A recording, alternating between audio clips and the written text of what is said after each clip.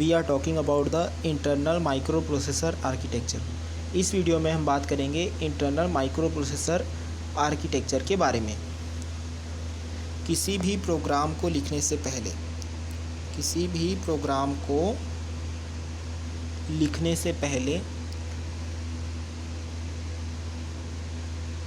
या फिर किसी भी इंस्ट्रक्शन को इन्वेस्टिगेट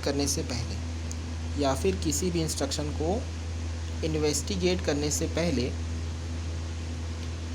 हमें माइक्रो प्रोसेसर का इंटरनल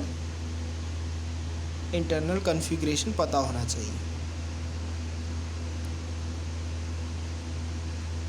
किसी भी प्रोग्राम को लिखने से पहले या फिर किसी भी इंस्ट्रक्शन को इन्वेस्टिगेट करने से पहले हमें माइक्रो प्रोसेसर का इंटरनल कॉन्फ़िगरेशन श्योरली पता होना चाहिए।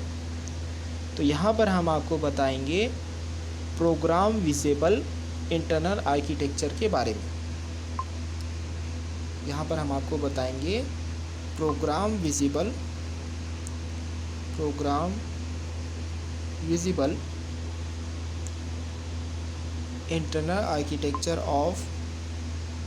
Programme visible internal architecture of architecture of 8086 core 2 micro processor के बारे में।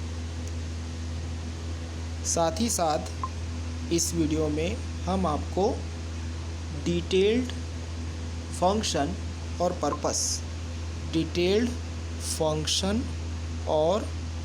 पर्पस भी बताएंगे इंटरनल रजिस्टर्स के।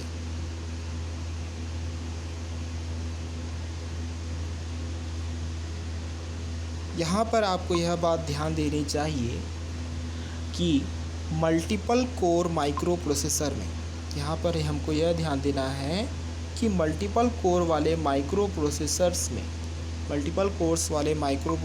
में प्रत्येक कोर में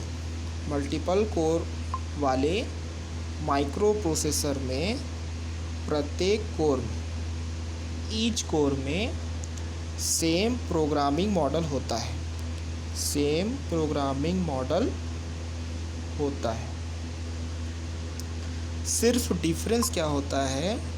डिफरेंस ये होता है कि प्रत्येक कोर रन करता है एक सेपरेट टास्क को या फिर थ्रेड को साइमल्टेनियसली तरीके से। डिफरेंस ये होता है कि प्रत्येक कोर में साइमल्टेनियसली रन होता रहता है एक सेपरेट टास्क या फिर थ्रेड। तो यहाँ पर एक नया टर्म आया प्रोग्रामिंग मॉडल। Programming model. तो आइए इसके बारे में जानते हैं कि what is the programming model. Programming model 8086 का प्रोग्रामिंग मॉडल 8086 थ्रू कोर 2 का इसे कंसीडर किया जाता है प्रोग्राम विजिबल। तो ऐसा कहने का एक कारण ये है कि इसके रजिस्टर्स यूज्ड होते हैं ड्यूरिंग एप्लीकेशन प्रोग्रामिंग।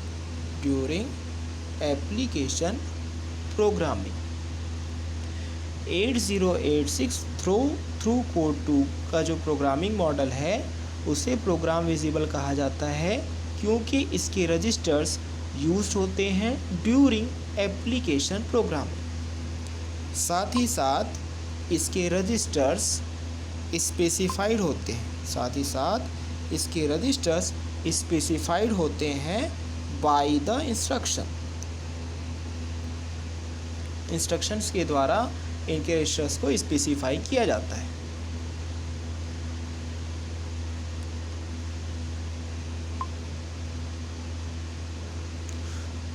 फिर भी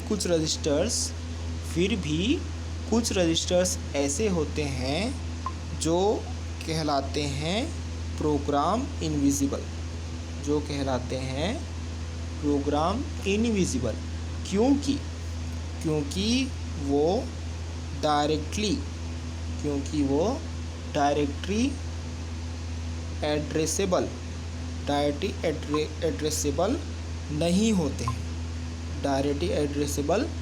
नहीं होते हैं ड्यूरिंग एप्लीकेशन प्रोग्रामिंग। इसलिए कुछ रजिस्टर्स को कहा जाता है प्रोग्राम इनविजिबल। लेकिन इन रजिस्टर्स को भी, यानी कि ऐसे रजिस्टर्स को भी जो कि प्रोग्राम इनविजिबल होते हैं, उन्हें यूज़ किया जा सकता है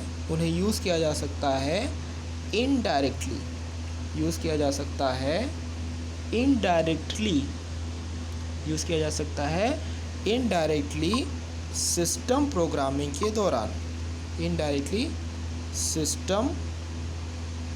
के दौरान। सिर्फ 80286 और उससे अबव 80286 या फिर उससे ऊपर के जो प्रोसेसर होते हैं, उसमें प्रोग्राम इनविजिबल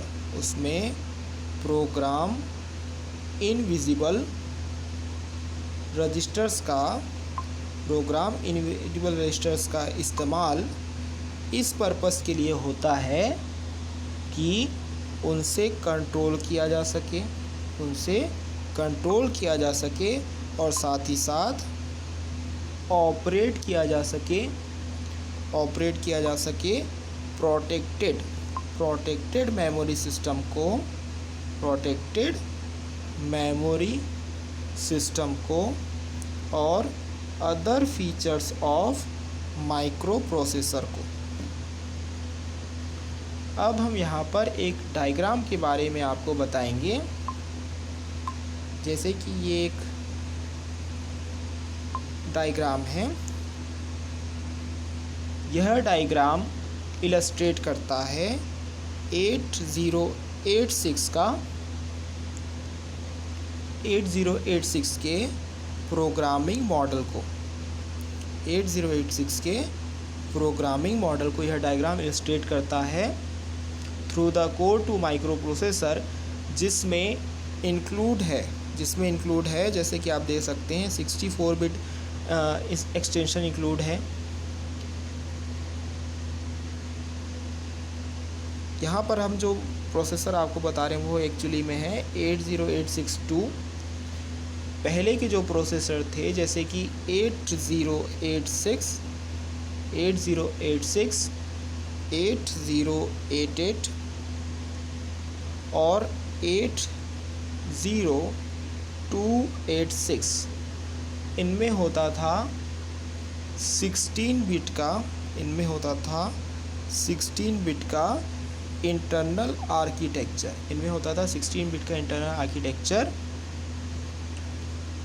जिसका सबसेट इसी डायग्राम में दिया गया है। जैसे कि आप देख सकते हैं जो 16 बिट्स वाला लाइन है वो है, यानी कि ये वाला हिस्सा।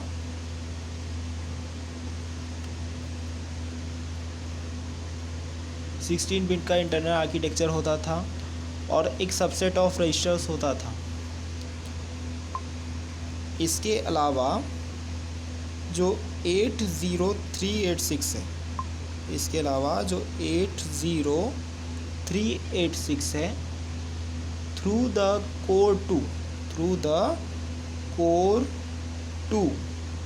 कोर टू माइक्रो प्रोसेसर, उसमें फुल 32 बिट का इंटरनल आर्किटेक्चर होता था। इसके अलावा अर्लियर 8086 से लेके थ्रू द 80286 जो है वो फुली अपवर्ड कंपेटिबल है, वो फुली अपवर्ड कंपेटिबल है to the 80386 through the code 2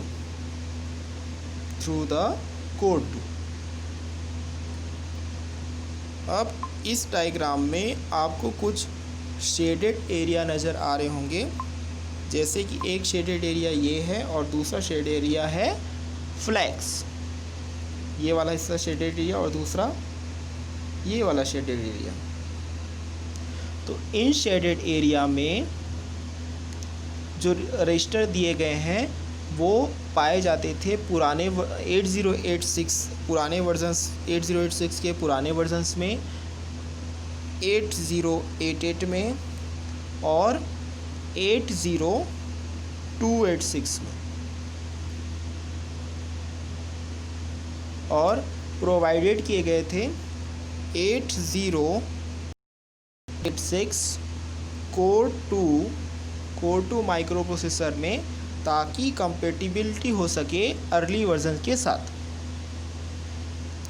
तो इस तरीके से आपको इस डायग्राम को देखने से यह समझ में आएगा कि प्रोग्रामिंग मॉडल में, किसी भी प्रोग्रामिंग मॉडल में 8, 16 और 32 बिट के रजिस्टर्स हो सकते हैं। यदि हम बात करें पेंटियम 4 की, जिसे हम शॉर्ट में P4 भी कहते हैं, और कोर 2 की, पेंटियम 4 एंड कोर 2 की, तो इसमें होते हैं 64 बिट रजिस्टर्स, इसमें होते हैं 64 बिट रजिस्टर्स। जब यह ऑपरेटेड होता है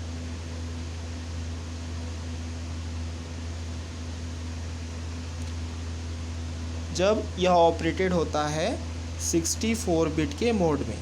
जैसे कि आप देख सकते हैं यहाँ पर आपको 3 मोड दिए गए हैं, एक 64 बिट का मोड है, एक 32 बिट का और एक 16 बिट का मोड है।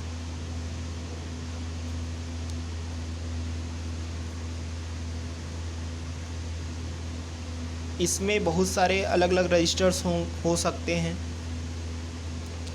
इस प्रोग्रामिंग मॉडल के अकॉर्डिंग 80286 कोर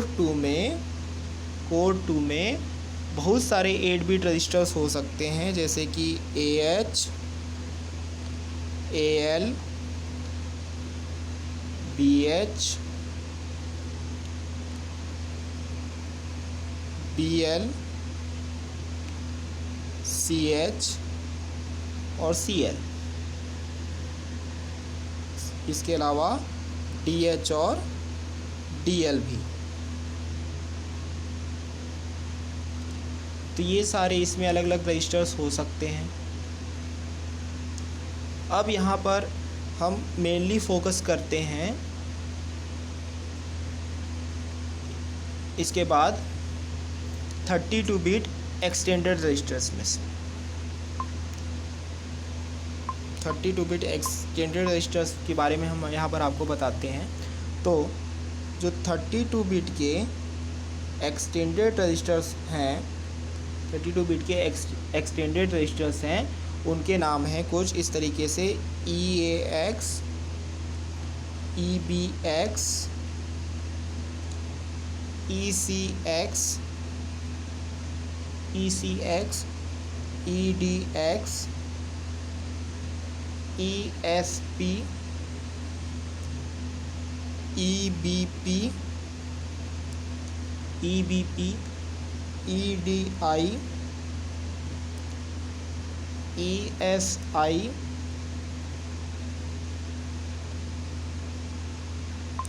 इनके अलावा और भी एक्सटेंडेड रजिस्टर्स हैं, जैसे कि EIP और E फ्लैग्स। ई फ्लैग्स। अब ये जो हमने आपको 32 बिट के एक्सटेंडेड रजिस्टर्स के बारे में बताया, ये रजिस्टर्स और साथ ही साथ 16 बिट के कुछ रजिस्टर्स जैसे कि FS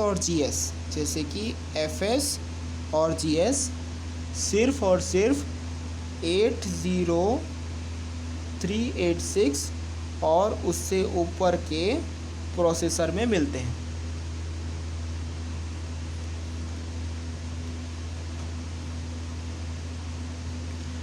अब यहाँ पर जो 16 बिट के रजिस्टर्स हैं, 16 बिट के रजिस्टर्स हैं, उन्हें रेफरेंस्ड किया जाता है बाय द डेजिग्नेशन FS या फिर GS, जो कि दो न्यू 16 बिट के रजिस्टर्स हैं, और इसमें एक 3 लेटर डेजिग्नेशन होता है 32 बिट रजिस्टर्स के लिए। एग्जाम्पल के लिए सपोज हम लिख रहे हैं ऐड ECX और EBX। यदि ऐसा हमने लिखा है तो इस इंस्ट्रक्शन के अकॉर्डिंग जो EBX है, इस इंस्ट्रक्शन के अकॉर्डिंग जो यदि हम ऐसा इंस्ट्रक्शन देते हैं तो ऐड होगा 32 बिट कंटेंट। किस रजिस्टर्स का कंटेंट? EBX का कंटेंट ऐड होगा ECX में, और सिर्फ ECX इस इंस्ट्रक्शन के अकॉर्डिंग इस ECX की वैल्यू जो होगी वो होगी चेंज।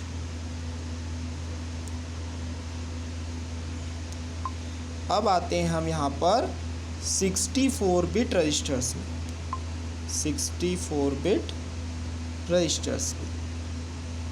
तो 64 बिट रजिस्टर्स को डेजिग्नेटेड किया जाता है RAX, RBX और इसके अलावा और बहुत सारे नामों से। और इसके अलावा इसमें एडिशनल 64 बिट के रजिस्टर्स भी होते हैं, जो होते हैं R8 से लेके R15 तक। इन्हें कहा जाता है एडिशनल 64 बिट रजिस्टर।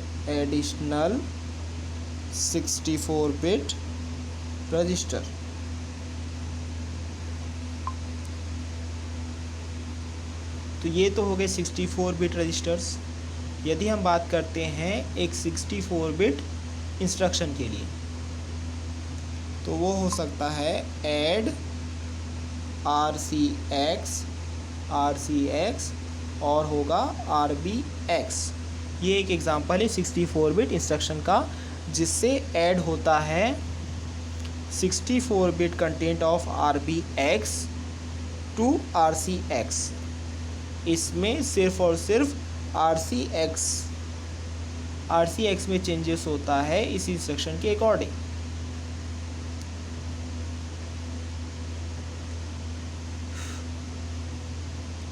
अब हम आपको एक ओवरराइट के बारे में बताते हैं, जिसका यूज़ किया जाता है एक्सेस करने के लिए portion of a 64 bit register.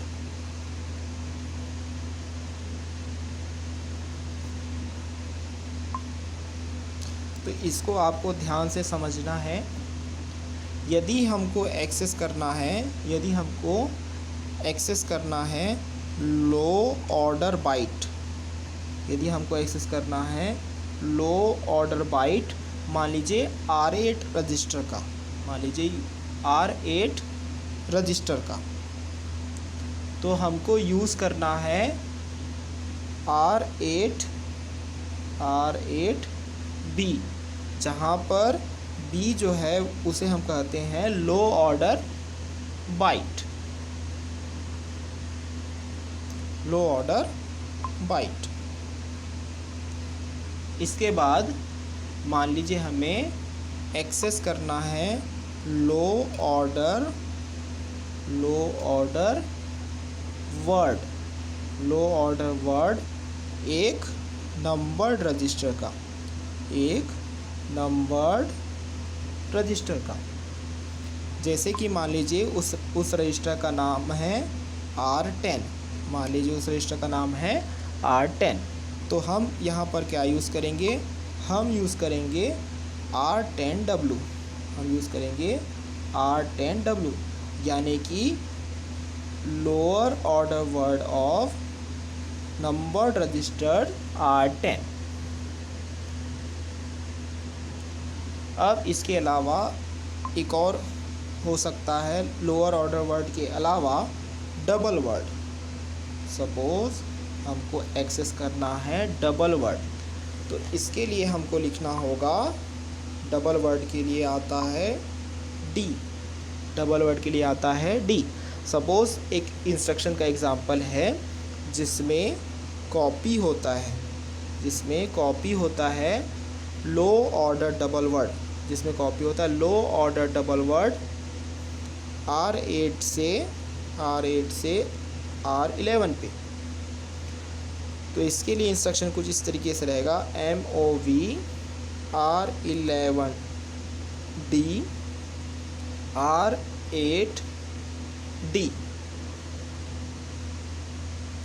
R8D। कोई भी इसमें स्पेशल लेटर नहीं होता है, कोई भी स्पेशल लेटर नहीं होता है। Entire 64 bit. तो अभी जो हमने टॉपिक कंप्लीटली डिस्कस किया वो रिलेटेड था इंटरनल माइक्रो प्रोसेसर आर्किटेक्चर से, जिसका हमने यहाँ पर फर्स्ट पार्ट डिस्कस किया, जिसका नाम था प्रोग्रामिंग मॉडल। इसी टॉपिक का जो सेकेंड पार्ट है वो है मल्टीपर्पस रजिस्टर, जिसे हम नेक्स्ट वीडियो में एक्सप्लेन करने वाले हैं। यानी कि जब भी आपसे पूछा जाए कि what is internal micro processor architecture, तो यहाँ पर आपको जो आंसर में फोकस करना है वो रहेगा 8086 कोर 2 के इंटरनल माइक्रो प्रोसेसर आर्किटेक्चर के बारे में, जिसमें हमें 2 पॉइंट्स पे डिस्कस करना है। एक है प्रोग्रामिंग मॉडल और जो दूसरा है वो है मल्टीपर्पस रजिस्टर। तो नेक्स्ट वीडियो में हम देखेंगे मल्टीपर्पस रजिस्टर्स के बारे में। तब तक इस वीडियो को लाइक करें, शेयर करें और हमारे चैनल को ज़रूर सब्सक्राइब करें। Thank you.